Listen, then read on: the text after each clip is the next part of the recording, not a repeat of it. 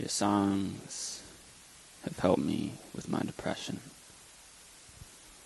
I've listened to your songs while holding a gun to my head, but I can't pull the trigger because I want to be like you and help others that are like me. I want things to change, and you've helped with that. Thank you so much. That's a comment that I received about 6 months ago on one of my songs on YouTube, and it's quite similar to many others that I receive on a day-to-day basis. It's quite surreal to hear from people how my music has helped impact or even saved their life, especially when I myself am constantly feeling the need of a savior, and I can't seem to save myself.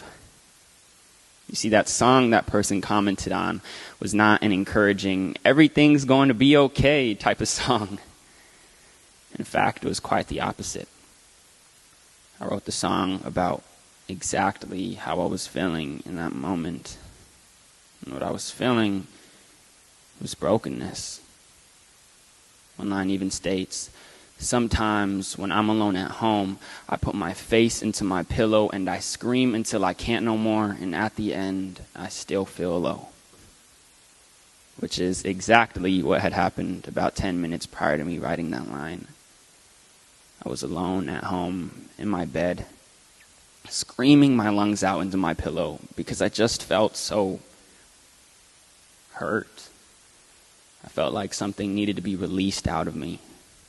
My anger and my bitterness, and my feelings of loneliness and sadness.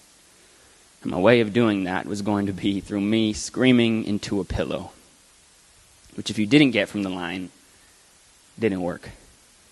Never has, and it probably never will. But I'll likely keep doing it nonetheless.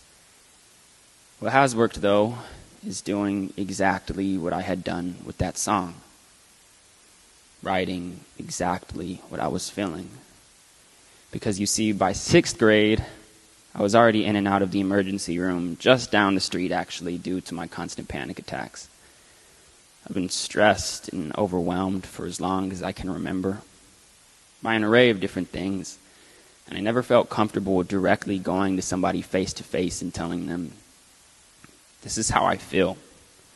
I am really freaking sad and stressed and lonely," because I never wanted to be a burden to anybody else.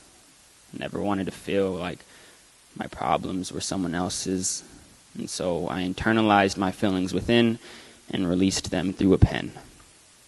Slowly, those feelings would turn into ink, and sometimes those ink stains would turn into songs that in the beginning were just for me, but now for the world to hear.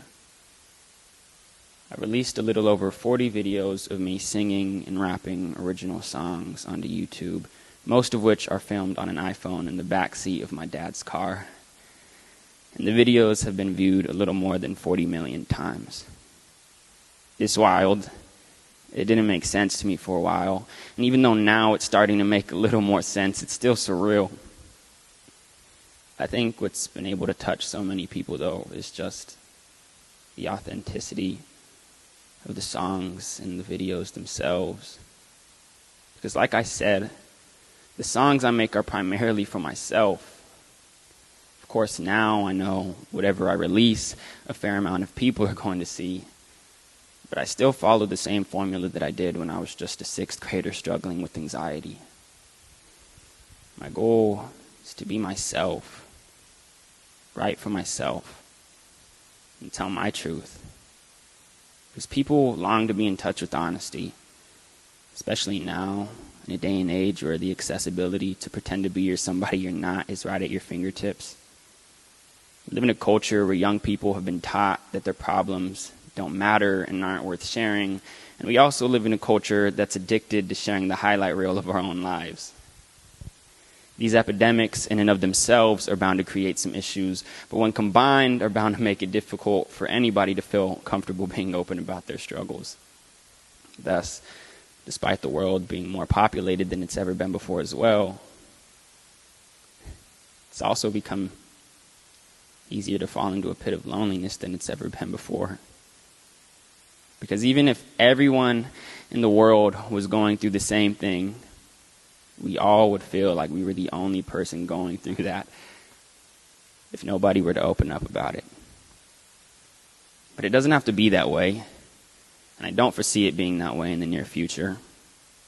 This is a generation that has the ability to reach more people than any generation before it due to the power of the internet. Everything that we post is likely going to be seen by somebody, and everything that we post has the ability to impact whoever sees it. I'm just an ordinary kid from Camarillo, California.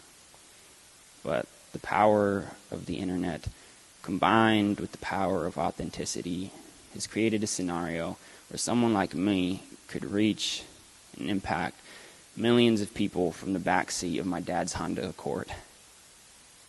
And that could be anybody. There's power in your story.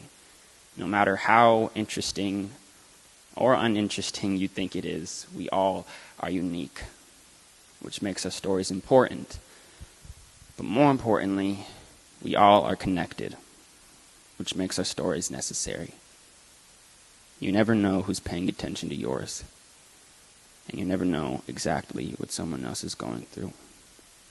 So, I'd just like to encourage all of you to be vulnerable, be real, be yourselves, in person and online, because you never know.